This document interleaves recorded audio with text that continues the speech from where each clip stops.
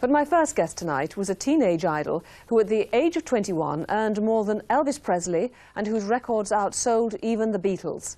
When David Cassidy toured Europe in 1973, more than 15,000 female fans gathered outside his hotel, blocking off traffic in central London. Almost overnight, success turned sour, but after multiple breakdowns, addiction to drugs and sex, the one-time star of the Partridge Family is back. I spoke with him earlier this afternoon. Well, after that kind of an introduction, I think I better clarify a couple of those statements that were made. Oftentimes, when one speaks of drug and I have spoken quite a bit about substance abuse, I was one of those closet during the late 1970s while I was retired in the darkest period of my life. I actually never was addicted to anything, although, you know, it's habitual, and I think self-destructive behavior can be viewed in many different lights and respects. But certainly I went through all of the darkness and the bleakness of it and the sad need for it, or feeling like I had a need for it. But did you feel, you're sounding to me as though you felt at that time you could control it, that if you tried hard enough you could control it, because to be addicted means you can't. You just, there you are. Every day you've got to turn up, you've got to have more drugs, or if you're involved in women or whatever, you need more women. You're saying you could control all of that. Well, I think it was, you know, it's a bit of a cliche. However, I have to say honestly that there was no, it was a preference, and it was for me, an escape and a lost, having lost my own sense of self and identity and purpose in my life at a very early age. I think that the problem for me was that it all happened to me so soon and so quickly, and you can never be prepared for that. So that, you know, when I chose to drink, I chose to do it out of, there was nothing else to do, boredom, and a sense of reality is very painful right now, so I don't want to really be here and be that present. It's kind of like taking an aspirin for headache, and it just became habitual.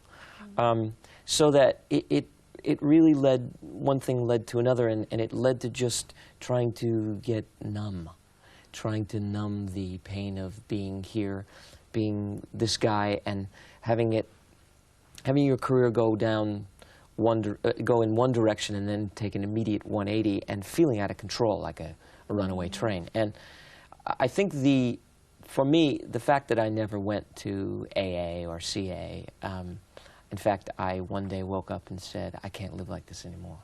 I'm going to stop. Means I really was never addicted to it. It just became a sense of, for me, for David to say, I'm either going to kill myself, which I'm getting pretty close to doing, or I'm going to stop and turn it around, because, you know, there is a sense of self-worth and self-love that's here that I've been sort of denying. And my life it took me a couple of years to really rebuild my sense of self and, you know, self-esteem. I think that was, I think I questioned it for some reason. I think I went through 3.5 years of analysis, which was the thing that turned it around for me. But in the end, you know, your personal choices, and, you know, I never would have chosen to become the label that you introduced me as, which was a teen idol, was something that still haunts me and plagues me in a way. Not that I have any regrets about having done what I've done, and I've touched millions of people's lives all over the world, but it's the thing that inhibits me as a creative person, as an artist, that has stopped me from being, I think, as successful as I am now becoming, or feel like I am now, 10 years earlier, because they kept labeling me as this sort of heartthrob teen idol. All of those things tend to say pretty face, no talent, and we have conclusions about them, and it's very simple to put people into those, you know, lovely little compartments. And in a way, it stops you, if you are true to your own self and your own creative self, artistic self, as an actor, as a songwriter, as a musician, it makes it very difficult to get beyond those barriers. Selina Scott, she's a chat show host. Well, no, she's a serious journalist. What are you? Well, I have to keep saying to people, no, I'm not really that, because if every time you get introduced as this, well, she's just this fluff chat show host, it's not what you are at all. But if you have to keep saying, no, no, I'm not really that, or are you defensive about it? suddenly I understand you look like you have perfectly. a problem. You know? I understand perfectly. And I think I've never been defensive about my past in that respect. The fact that I've had fans and people, I feel very blessed and very lucky that I've had I have had 3 careers almost. I'm on my 3rd really now, and the most enjoyable part of it is now. But haven't you mentioned about being good looking and how it's You being good looking, not me. You being good. I was going to ask you if this is a problem. This is a problem. It's always been a problem through your life, it seems to me, because you came through the 60s and 70s. 70s, yeah. Well, yes. I started really. Yes, yeah. But you were so, these women were, would do anything for David Cassidy, I recall distinctly. Now, you know, there were guys coming through, like Mick Jagger, guys who looked as though they were rough-looking guys who were taking the headlines. All of that was happening, as well as everything that you were going through with your career. Right.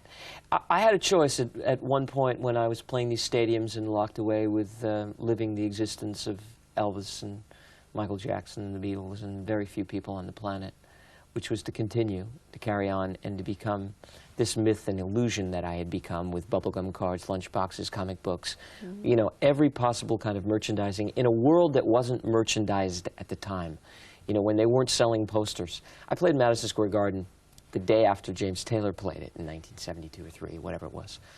And he sold 16 posters, which they didn't sell posters in those days. I sold 16,000 the next day. So it was a merchandised experience. And the people that benefited from it in those days, in the naive world that we lived in, were the people that were standing outside selling the merchandise. It never ended up in my pocket. It's been bootlegged, and my name and my likeness. Now the attorneys have become very sophisticated, and the business has become very sophisticated, and actors and pop stars have become very wealthy from it.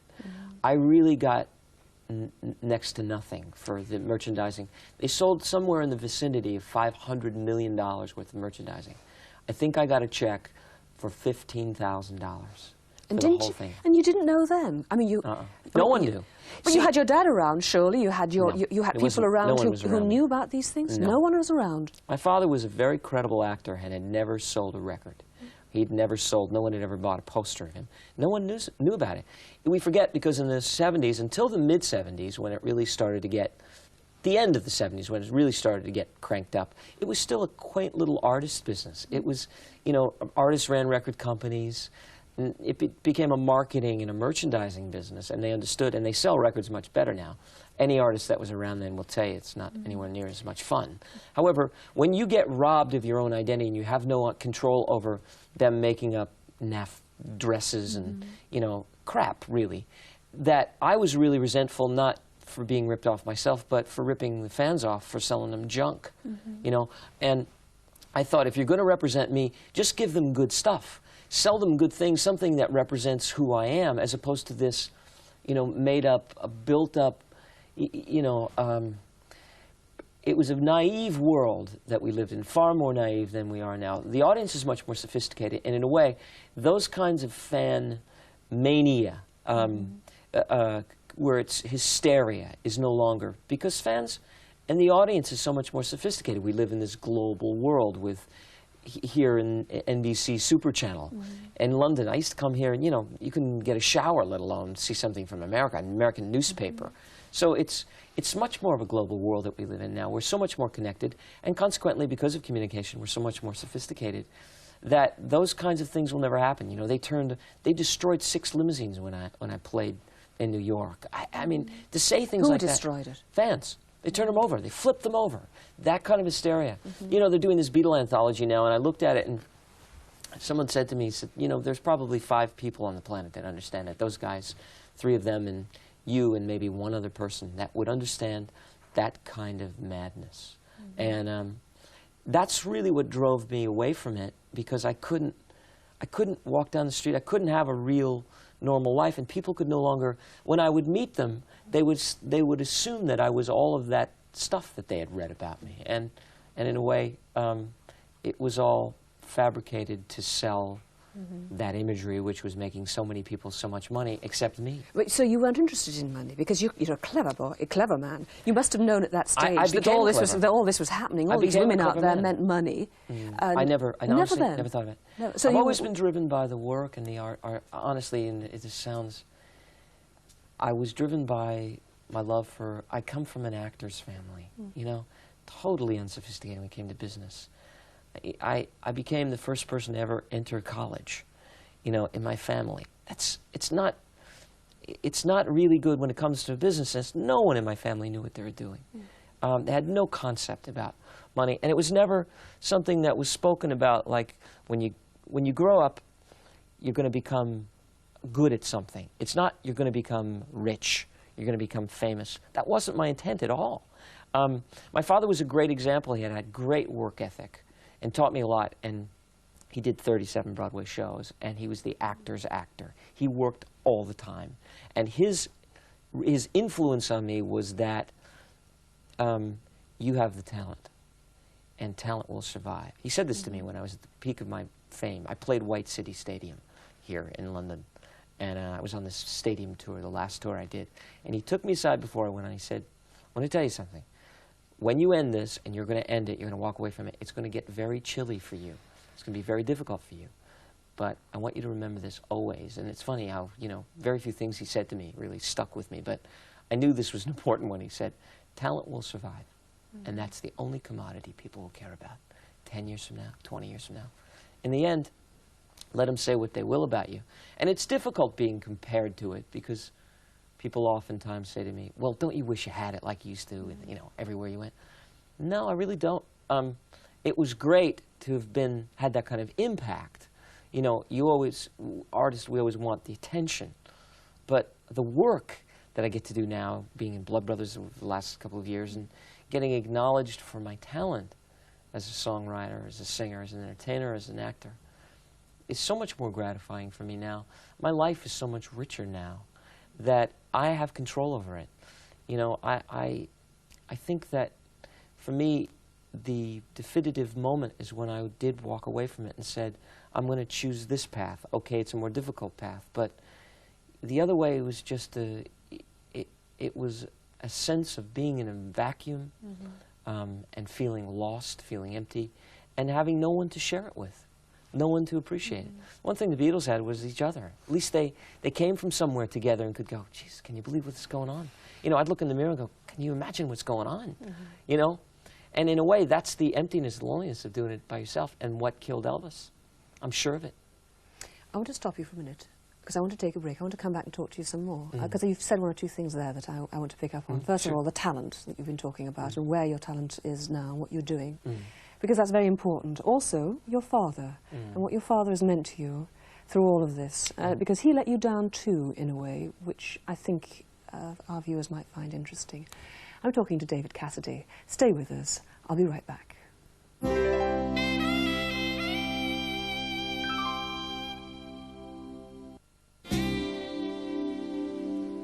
Welcome back. If you've just joined us, I'm speaking with the singer and actor David Cassidy, who's now in London performing in Blood Brothers. You've got about a 4-week run altogether. Yeah, finished January the 6th, December 11th, January 6th. It was, for me, kind of the icing on the cake for the last almost on and off for 2.5 years on Broadway with Petula Clark and my brother, and, you know, the soul and the voice of Willie Russell, who speaks, you know, and he's just a great writer, and I have such respect for him. Having done this play, you know, this play has meant so much to me that I can't seem to, every time I walk away from it, after leaving it after a year on Broadway, and I walked away from it and thought, right, that's it. And the next day I walked out, and I did the Tonight Show the next day. And I walked out and thought, this is my first night off. God, and they're back there doing it without me. And I thought, how could I miss it? I needed a vacation so badly, but it's such the stuff that I worked and have looked for as an actor, as a human. This man, he ages 25 years in this piece. And his life is so rich, and he has such a love for it, and I have such compassion for him. You know, he has such a strong survivor instinct that through all of it he maintains his sense of light and optimism, and everything that can possibly go wrong goes wrong in his life. But he has such a joy and an appetite for life, you know, that to play him every night, I've never gotten bored. I've never played a role in the theater more than 6 months. And usually by the 4th month, you're going, phew, you know, this has been great, but gotta go, you know. I got 6 months in this, I went, well, I haven't even gotten to the bottom of it, you know. There's so much in the guy's life that the play never, it just always works. I hear you've got a great Liverpudlian accent. I know that people have been to see you and they've thought, well, I'm going to go and see David Cassidy, or hey. And when they get there and they see that you can act, and you can do it so well. Well, that's the stuff in the end that it's about, because, you know, you can get them, and the wonderful thing is, for me, is that people have come to see me. They pay money to see me. And if you're a star, you know, in a way, you have 2 ways of going. That's you continue to sell tickets, or you're out of the business. And once you get them in the seats, then you got to deliver. And how do you deliver? I mean, how do you manage to get into this role? I mean, you're an American boy. Yeah. How you manage to get the accent, get the thing right, to get the thing to sell to the guys out there? Here's the thing that about the piece and about the role that I play, is that he's very much from a working class environment. And contrary to public opinion, I did not grow up in Hollywood. I grew up, my father left my mother and I when I was 3. And we grew up in a little town, a blue-collar town, in a blue-collar street, in a row house. I wouldn't call it a row house. It's very, I don't know how to describe it, very, very lower middle class income, working class. This is with your mum rather than your father? Mom, yeah. My mom, who was a struggling actress, and a good one, but a very, you know, struggling actress in the 1950s. You know, most people on the street they worked in factories, they worked, you know, as plumbers, carpenters. So I come from a family of carpenters and builders. And it was very much a family environment. Much like I grew up with my grandparents, my mom, I had cousins and uncles, and they were my support system through my broken home. And because I was an only child, and my dad really pretty much deserted us. Moved to Hollywood, you know, and bought the whole dream, married a movie star, and had another family, and really didn't want to be reminded of, for guilt reasons, of his mistake and error, and the fact that I never heard from him, and I didn't see him for long periods of time. Very painful for me. And I think a lot of the problems that resulted later on in my life, the alcohol, the substance abuse and all that, happened as a result of that pain, that early pain. You know, you learn a lot about yourself in analysis. But that working class environment really very much mirrored what Mickey's life is. His big family, they had very little, but they appreciated everything they had. And in a way, I got to move to the country like Mickey does. And it's very difficult for David to sit and have a David conversation about me and then do the switch into Liverpool, you know. But he's very much a working class man, and he speaks from that stuff. And I think that's universal, and that's why the play worked in America, even though a lot of the very Liverpudlian aspects of the play that we could view, Americans couldn't understand. But it's very much a human aspect that everybody can understand. It has such heart and such soul and such power that the great thing was to see people come in who didn't like me and who were sort of dragged in to see me. You know, oh, here we go. And in the end, they'd come. The best compliment I got from it, I think, was people had, God, I had no idea you could do that. You know?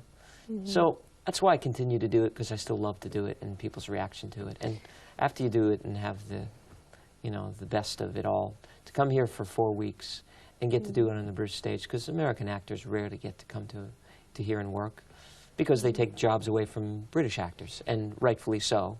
It's just as difficult for British actors to come to America. You have to sell tickets. You have to justify it. You have to be a lead and something that there isn't another one. I think Equity classifies it as, is there another person who could do this?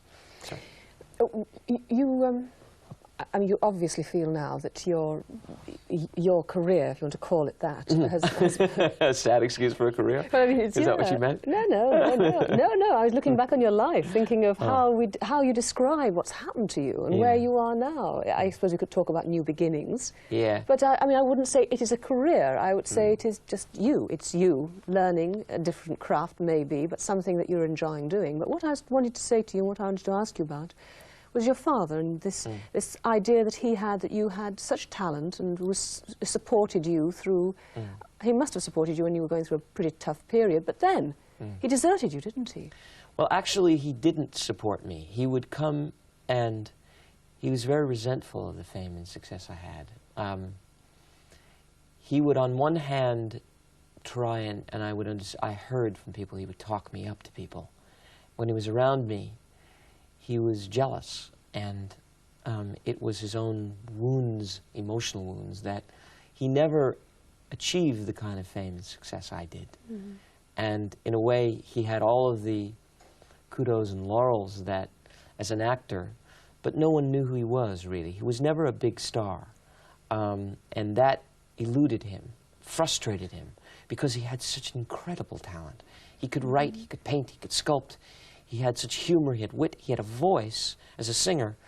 He was ridiculous. You know, he was so intimidating to be around.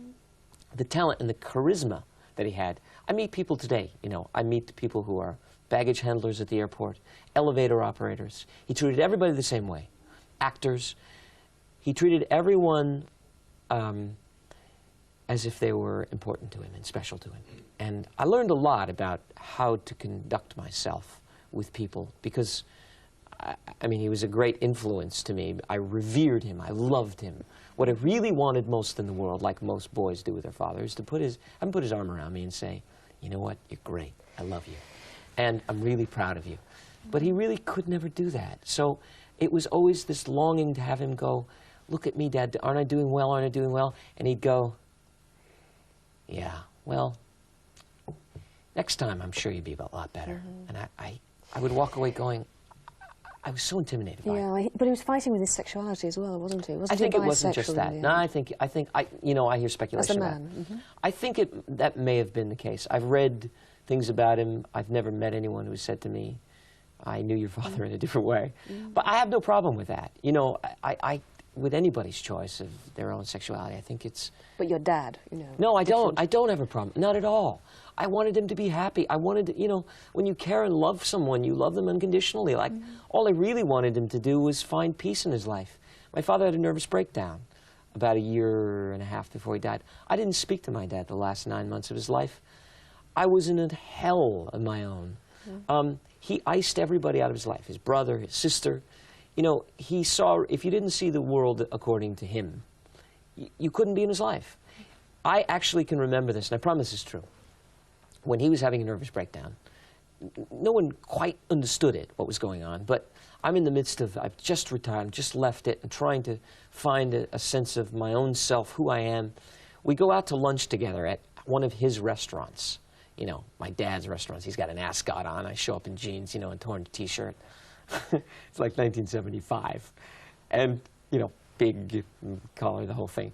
And he's sitting at the bar, smoking, drinking a scotch. You know, and he's talking, philosophizing about the world. And you had to sit there and listen, of course, and yes, Dad, yes, Dad. And this woman walks up, taps him on the shoulder, and says, excuse me, Mr. Cassidy, may I borrow a cigarette? And he goes, sorry, I quit. She goes, yeah, right. May I borrow a cigarette? No, I'm not kidding. I did quit. Oh, this? Yes, I'm smoking, but I quit mentally. And he believed it. That's how mad. 1 foot in, 1 foot out. And you couldn't argue with it. You couldn't say, Dad, you're smoking. He'd look at you like, okay, I know if I say something, I'll never hear from you or see you again. And that's what happened. One day I had a confrontation with him. I said, Dad, you know what? This is bull. I can't deal with this. Do me a favor. Please, take a look at it. You know, and just even talking about it. And we got into this huge thing. He broke furniture at my manager's house. He went berserk because no one could talk back with him. He was so powerful a person. And God, you know, talking about it now as an adult, as opposed to being 24 or 5, emotionally, because I went through the career I went through, I was pretty much an emotional cripple. I wasn't an adult at 25. I was like 19, maybe.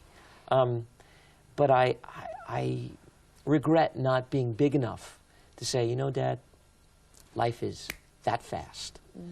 And all I really want you to do is put your arms around me and hug me and kiss me, and like all fathers do. He set a great example for me as a father, though, with my son, because everything he didn't do with me, I do with my son. And your son, we've got to finish shortly, but your son is how old now? He's 4.5. Is he? Yeah, he's with me. And you're married? You're married, happily married? Happily married to my wife, Sue, who's with me today.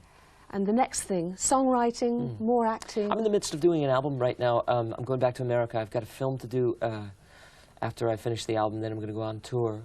And I've got a theatrical, musical in development for '97. So next year is going to be about music and touring, and I hope to come back to England and to Europe, where I haven't toured here in nearly 10 years. But it's a very exciting time for me. I creatively have all the stuff going that I wished and longed for that was not there for me. And, you know, the fact that I've had an impact on people and they still care and they come to see me and they pay to see me and they buy my records, I feel blessed, you know. You don't have to say any more, David Cassidy. You look great, and you're sounding just as good as you ever sounded. Thank you very much indeed. It's been a great pleasure talking to you. Great pleasure talking to you too. Thank you. We'll take another quick break. I'll be back in just a moment. Don't go away. See you then.